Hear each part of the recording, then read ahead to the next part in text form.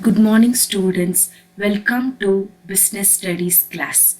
Today we will have a revision class on our second module, Forms of Business Organization. We are going to have a discussion on very important questions of 8 marks on this chapter. Let's see the first question. Explain the merits and demerits of sole proprietorship form of business organization. Before explaining the merits and demerits of sole proprietorship, let's know the meaning of sole proprietorship. Sole proprietorship refers to the form of business organization which is owned, managed, and controlled by an individual person who is the recipient of all profit and losses. Now let's see the merits one by one. First point, quick decision making. In a sole proprietorship business, as it has been run by a single person, there is a rapid decision making without the delay because the single person own the business activity. Second point, confidentability of information, such as a sole proprietorship business has been owned and managed by a single person. So there will be a secrecy maintenance in the information that is in the organization. Third point, direct incentive. In a sole proprietorship, direct incentive refers to the person who is carrying out a business activity puts his or her effects and the result will be reaped by that individual. That is, the profit will be enjoyed by that individual person. Fourth point, easy of formation and closure. To start a sole proprietorship business, it is very easy, does not require much legal formalities. The closure depends upon the as per the wish or the will of the owner. Let's move on to the demerits of sole proprietorship. First point, limited resources.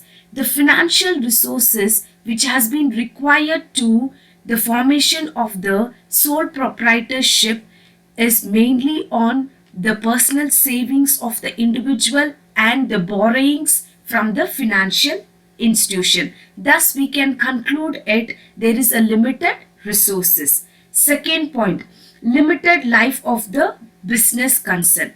As we have seen in the meaning itself, the sole proprietorship business is being owned and managed by a single person. So one person carrying out a business activity can come to an end of the business, neither that affects the event in the form of death, insolvency, or the illness of the person. Third point, unlimited liability. The organization which is formed by a single person, he may take much loans and loans from the outsiders. Thus, they will be having a unlimited liabilities. Sometimes in a sole proprietorship business, the owner has to clear the debts of unlimited liabilities even from his personal assets. Fourth point, limited managerial ability. Before knowing the limited managerial ability, let us know what is managerial task. Managerial tasks are nothing but purchasing, selling, and financing. Each and every person who is starting a business does not or will not be having a much talent on with these three areas. So we can come to a conclusion that there will be a limited managerial ability. Let's move on to the second question. Explain any 4 merits and 4 limitation of partnership form of business. Before listing out or explaining the merits and limitation of partnership form of business, let's know the meaning of partnership.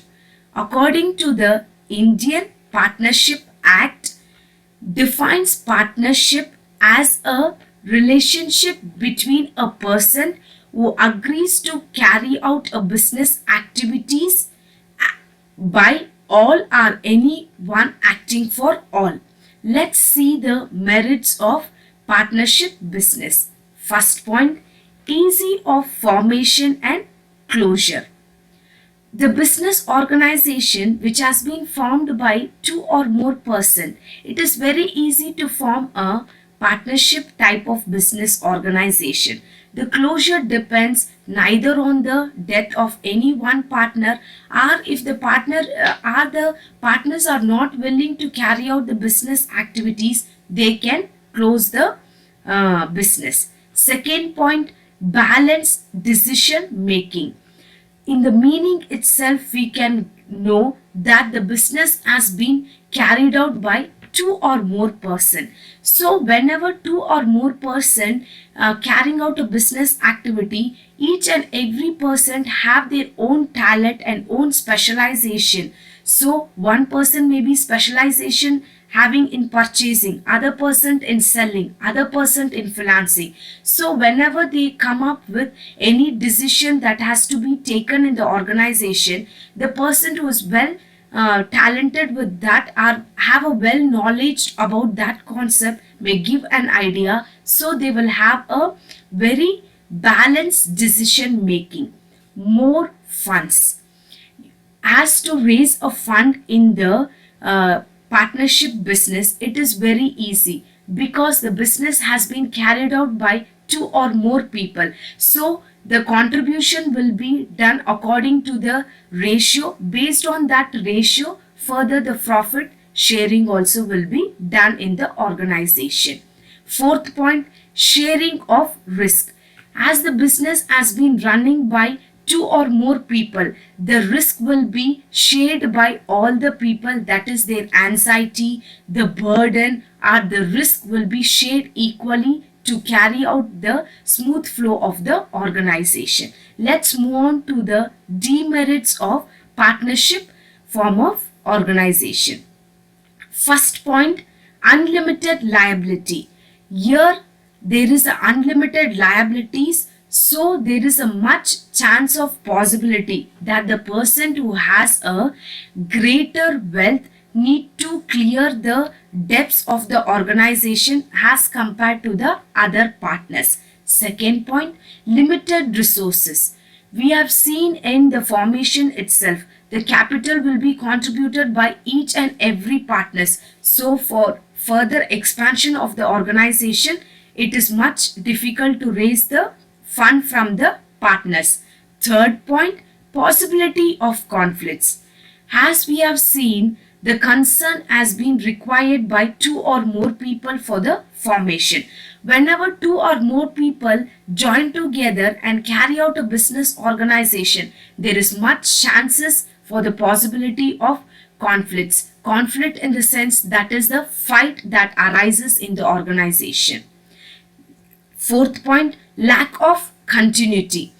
The business has been carried out and running smoothly. Suddenly, if any one partner dies, or any one partner retires, or any one partner does not will to carry out the business activity, neither the other partner may enter into a new agreement and make a fresh formation and carry out a business activity. Let's move on to the third question. Explain the types of cooperative society. Before explaining the various types of cooperative society, let's know the meaning of cooperative society. Cooperative society, it is a voluntary association of persons who have formed to solve the common problems. It is started to render a service but not to earn a profit. Let's explain the one after the other the important types of cooperative society. First one, consumer cooperative society. This type of society has been mainly started to protect the interest of the consumers, to purchase the product in the bulk and to give it to the end users at a very reasonable price. Second type, producer cooperative society. This type of organization has been formed by the small producers who want to supply the machinery, raw materials to the end ultimate users. Third one, marketing cooperative society. Marketing cooperative society has been established by the small producers in order to eliminate the middleman and to provide the product to the consumers at a very reasonable price.